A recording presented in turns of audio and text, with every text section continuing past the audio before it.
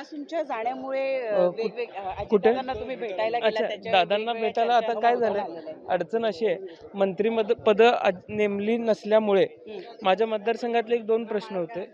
एक ऊर्जा विभागाचा मला नवीन डीपी पाहिजे होते, त्या संदर्भातला एक प्रश्न होता.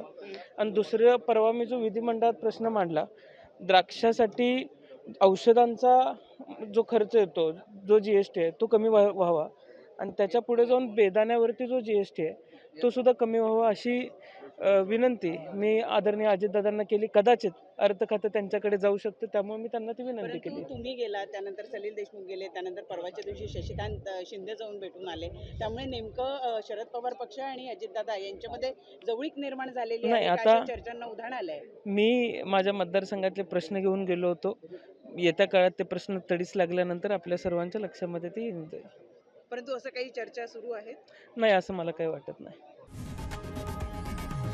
लोकशाही मराठी ऐका, पहा, जागरूक रहा.